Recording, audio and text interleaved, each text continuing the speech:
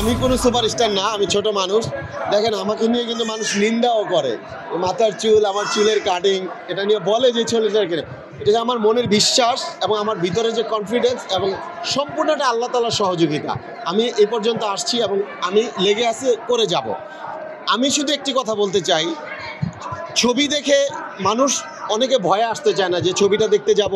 কারণ একটা ছবি দেখতে আসলে একটা মানুষের মিনিমাম 400-500 টাকা খরচ হয়, যে ছবিটা কি হয় না হয়, ছবিতে আমি যেটা দেখতে চাই সেটা আছে কি না।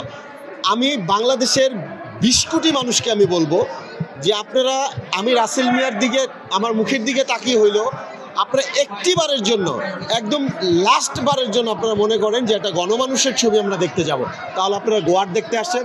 আপনারা যদি ছবি দেখার ফিল, ছবি দেখার আবেগ এবং ছবি দেখার পর্দায় যে বিবেক জাগ্রত হওয়ার ঘটনা, এইটা যদি আপনারা না পান, আপনারা আমাকে গালাগাল দিয়েন, আমার নেক্সট আর কোনো ছবি আপনারা দেখতে যায়েন না, যদি আপনারা আপনাদের মনের মতো করে ছবিটা না হয়। আমি যখন 2007 সালে 8 সালে আমি যখন আমার কলেজ ইউনিভার্সিটিতে গ্যাপে গ্যাপে আমি যখন সিনেমা দেখতাম, আমি দেখতাম যে বিরতির পরে আপনার এই যে এই চিপস নেবেন, চিপস, এই যে চকলেট, এই যে বিস্কিট, এরপরে যে আপনার কোক পেপসির একটা বাজনা বাজায়, এই ফিলিংসটা দেখতাম তখন।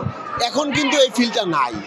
যেমন হলের সাথে কোনো ক্যান্টিনও নাই এবং হলের ভিতরেও কিন্তু কেউ গিয়ে এই চিপস এগুলো বলে না। এই যাত্রাটা গোয়ার ছবির মধ্য দিয়ে আজকে আনন্দ সিনেমা হলের মাধ্যমে আমি নিজে কিন্তু কাঁধে করে চিপস, কোক, বিস্কিট, চকলেট এগুলো নিয়ে আসছি, বিক্রি করছি। ওনারা কিন্তু আমাকে আবার টাকাও দিছে। এটা আমি শুরু করে দিলাম, এটা আশা করি এটা এখন চলমান থাকবে।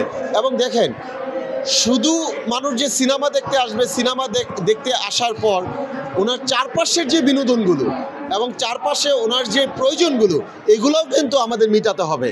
এগুলো আমরা যখন মিটাইতে ব্যর্থ হচ্ছি, তখনই কিন্তু সিনেমা হল থেকে মানুষ আস্তে আস্তে মানে সরে যাচ্ছে। এজন্য আমি আজকে নিজেই কাঁধে করে চিপস এগুলো সব কিছু দিলাম এবং দেখলাম সবাই খুব হেসি এবং খুব চমকায় গেছে যে রাসেল মিয়া নিজেই নিয়ে আসছে। দেখেন, মান্না ভাই মারা গেছে আজকে 17 বছর। মান্না ভাই মারা যাবার পর এই ইন্ডাস্ট্রিতে 100-র উপরে নায়ক আসছে। কই কারো ছবি রিলিজ হওয়ার পর কেউ তো বলে না এই ছবিটা মান্না ভাইয়ের মতো। আমি কিন্তু বলি নাই যে মান্না ভাইয়ের মতো, কিন্তু দর্শকই বলছে, দর্শকের মুখ থেকেই কিন্তু কথাটা আসছে যে রাসেল ভাইয়ের গোয়ার ছবিটা মান্না ভাইয়ের মতো হয়েছে। এটা তো দর্শকই আমাকে বলছে, এটা আমার ভীষণ ভালো লাগার। আরেকটি কথা বলি, দেখেন মান্না ভাই আমার খুবই প্রিয় নায়ক এবং উনি মহানায়ক। ওনার একটা জুতার সমান যোগ্যতা আমি রাসেল মিয়ার নাই। আমি শুধু এইটুকু বলবো, মান্না ভাইয়ের যে দর্শকগুলো আছেন, আপনারা যদি মনে করেন যে একজন মান্না ভাইকে আপনারা দেখতে চান বা মান্না ভাইয়ের ছবি দেখতে চান, মান্না ভাইকে ভালোবেসে আপনারা এই রাসেল মিয়াকে একটু জায়গা করে দেন, রাসেল মিয়ার ছবিটা আপনারা হলে গিয়ে দেখেন।